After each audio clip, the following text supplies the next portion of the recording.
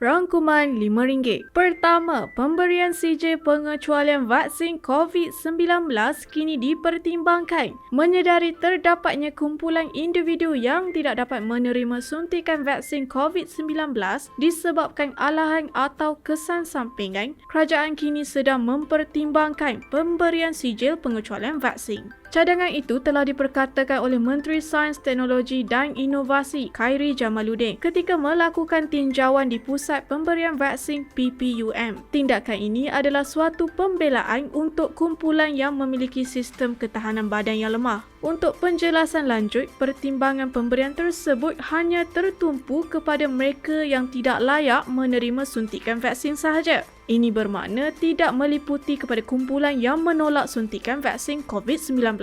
Langkah ini adalah sebahagian daripada usaha kerajaan untuk memudahkan perjalanan mereka bagi menjamin persekitaran. Kedua, Maybank TOYU akan menggunakan Secure TOYU untuk pembayaran bil dan transaksi IBG bermula 15 Mac ini. Ini bermakna tiada lagi SMS TAC. Maybank sebelum ini sedia mengumumkan Secure TOYU akan digunakan sebagai ganti kepada SMS TAC untuk transaksi melangkaui RM3,000 Malaysia. Kini terbaru, Maybank turut mengumumkan perkara yang sama akan diimplementasikan pada pembayaran bil dan juga transaksi IBG. Ini sekaligus memperlihatkan peralihan daripada penggunaan SMS TAC untuk kedua-dua transaksi tersebut. Bagi anda yang menggunakan perkhidmatan perbankan, boleh mengaktifkan ciri Secure TOYU melalui aplikasi Maybank TOYU ketika ini.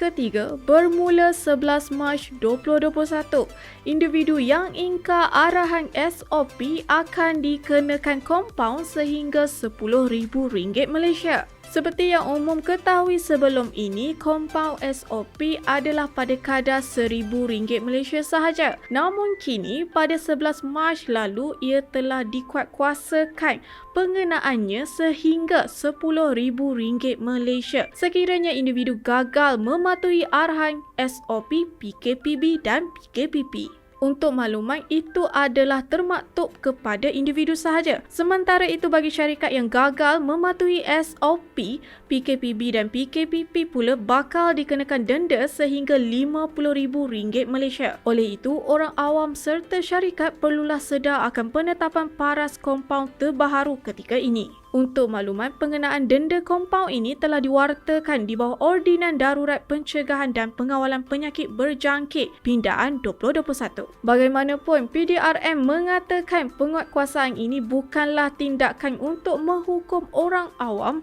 namun ia sekadar memberi peringatan yang tegas kepada individu dan syarikat yang sering kali melakukan kesilapan yang sama. Langkah itu bagi memastikan segala perjalanan sekatan dan pengawalan penularan pandemik dapat diatasi dengan baik. Seterusnya, YouTuber akan dikenakan cukai. Potongan sehingga 24% dari pendapatan mereka akan dilakukan seawal Jun 2021. Sekiranya jemaah haji Malaysia menerima berita baik pada 10 Mac lalu tetapi tidak pada komuniti YouTuber negara.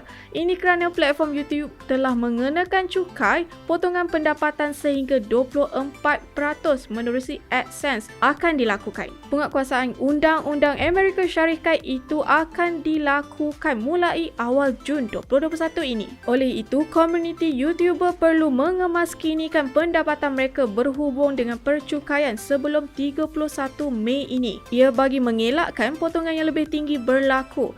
YouTuber dinasihatkan untuk memperbaharui maklumat pendapatan mereka. Melalui perkabaran itu, diharap komuniti YouTuber negara terus optimis berhubung pelbagai pengenaan cukai ke atas platform media sosial. Akhir sekali, 40% orang muda gemar berbelanja melebihi kemampuan. Menteri Kewangan Malaysia Tengku Zafrul telah berkongsikan data mengatakan sekitar 40% golongan generasi milenial berbelanja melebihi kemampuan mereka. Mengikut data Bank Negara Malaysia itu, ia dikatakan sekitar 47% golongan belia Malaysia mempunyai hutang kad kredit yang tinggi. Menerusi permasalahan ini, orang awam dinasihatkan untuk mengukuhkan kembali kemahiran celik kewangan mereka. Ini sekaligus dapat meningkatkan kesejahteraan pemahaman berkenaan dengan kewangan. Di samping itu, para belia turut dinasihatkan untuk sentiasa berfikiran rasional dan melakukan kiraan terlebih dahulu berkenaan dengan pengurusan kewangan mereka. Ini meliputi pembelian seperti telefon pintar baharu, pakaian atau sebagainya. Teruskan ikuti rangkuman RM5.